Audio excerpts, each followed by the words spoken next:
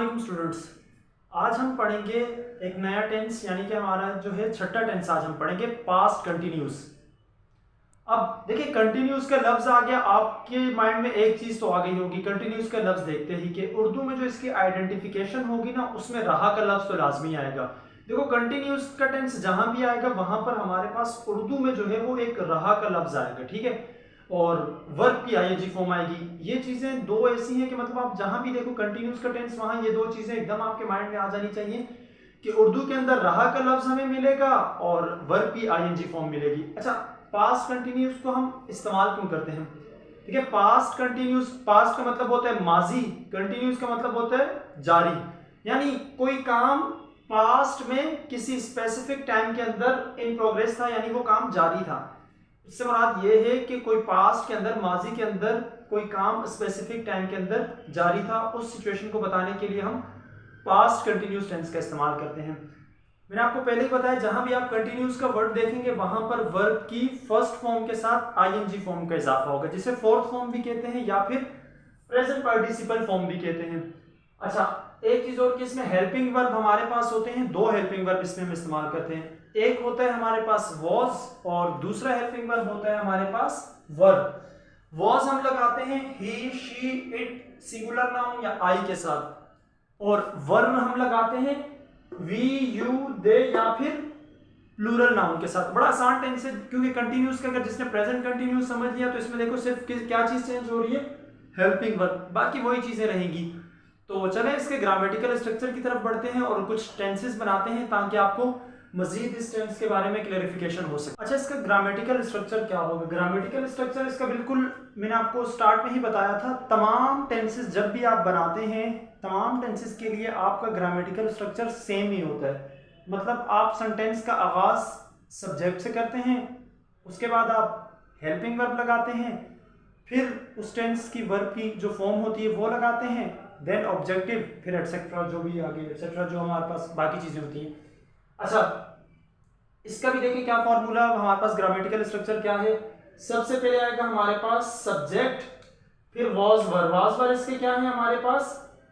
Helping verb है। Was और verb हमारे पास क्या है? इसके हेल्पिंग वर्ब है। फिर वर्ब की आईएनजी फॉर्म। क्यों आईएनजी फॉर्म? क्योंकि आपको यहां से पता लग गया था, यहां पर रहा लिखा हुआ आ रहा था, यानी कंटिन्यूस का टेंस था, रहा था।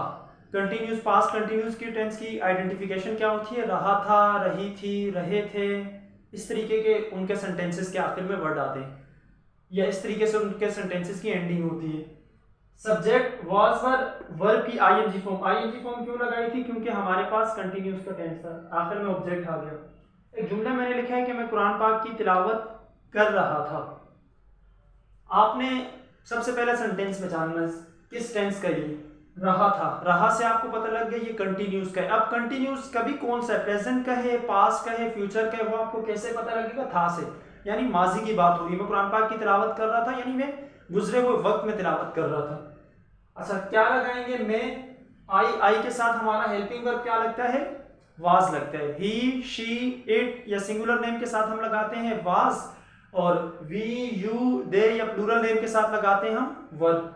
आई वाज रिसाइटिंग, मैंने क्या लगाया है? रिसाइटिंग, आईएनजी फॉर्म, क्योंकि कंटिन्यूस का टेंस से प्रेजेंट पार्टिसिपल फॉर्म भी जिसे कहते हैं। I was reciting the holy Quran.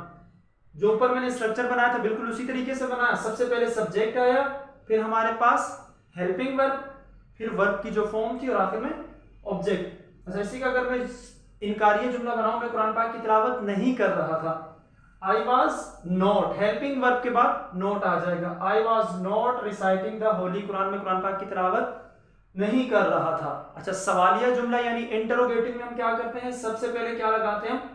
Helping verb. Was I reciting the holy Quran, क्या मैं कुरान पाक की तिलावत कर रहा था, यानी इसमें सवाल पूछा जा रहा है।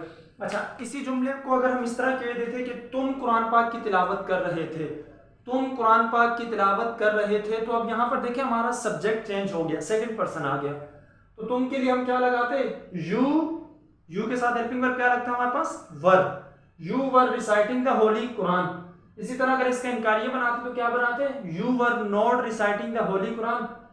इस तरह अगर सवालिया बनाते, फिर सवालिया में हम कैसे बनाते? Were you reciting the holy Quran, क्या आप कुरान पाक की तिलावत कर रहे थे। तो बड़े आसान टेंस होता है, अगर आपको जो इसका ग्रामेटिकल स्ट्रक्चर, वर्ब की फॉर्म और हेल्पिंग वर्ब, अगर ये तीन चीजें आपको समझ आ गई तो tenses it's like a piece of cake for you. तो कोई बड़ी रॉकेट साइंस नहीं है टेंसेस के अंदर। तो उम्मीद करता हूँ ये लेक्चर आज का जो मेरा था पास्ट कंटिन्यूस टेंस के हवाले से, ये आपको पसंद आया होगा, और पास्ट कंटिन्यूस के हवाले से जो भी आपकी कंफ्यूजन थी वो क्लियर होगी मेरे इस लेक्चर के बाद। तो अगर आपको ये टेंस पसंद आया तो मेरे लेक्चर को लाइक कीजिएगा, मेरे यूट्यूब चैनल को सब्सक्राइब कीजिएगा, और वीडियो को जो है आगे से आगे अपने तमाम स्टूडेंट्स तक शेयर कीजिएगा, ताकि अपने स्टूडेंट्स, दोस्तों या फैमिली मेम्बर्स तक शेयर कीजिएगा, ताकि उनको भी जो है अगर इस टेंस के बारे में कोई भी कंफ्यूजन है तो वो क्लियर